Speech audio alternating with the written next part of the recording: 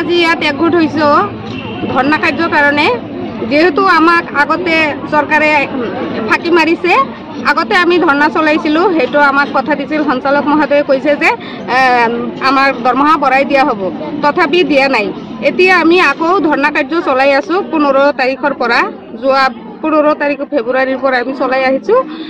আজি আমি দ্বিতীয় দিন ধৰ্ণা চলাই আছোঁ।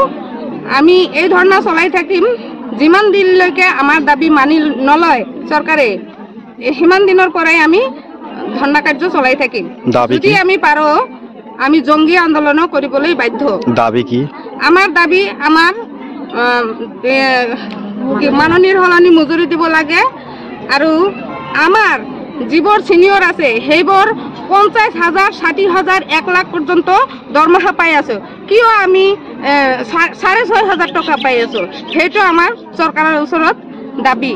আৰু আমাক বহুত কামত নিয়োগ কৰি থাকে, আমি হেনো 6,500 টকাত এইবিলাক কৰিব পাৰোঁ।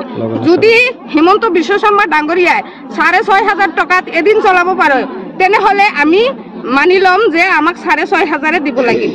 আৰু যদি সি এদিনো চলিব নোৱাৰে, তেনেহ'লে মোক কিয় 6,500 টকাত ইমান কষ্ট দি আছে? আমাৰ চকুৱেদি পানী ওলাইছে, তেওঁৰ চকুৱেদি এদিন ৰক্ত ওলাব, তেজ ওলাব, সেইদিনা গম পাব মহিলাৰ শৰীৰৰ ৰক্তৰ কিমান দাম। তেতিয়াহে গম পাব যে মহিলাও কিছু কৰিব জানে। আমাক কিয় অজন্তা নেওগ বাইদেৱে কথা দি কথা খিলাপ কৰিছে? আমি এইবাৰ যুদ্ধ কৰিব চলিছোঁ এই কাৰণেই যে আমি আৰু সহ্য কৰিব নোৱাৰা হৈছোঁ। আমাৰ এইখিনি দাবী যদি মানি নলয়, তেনেহ'লে আমি জংগী আন্দোলন কৰিবলৈ বাধ্য হ'ম।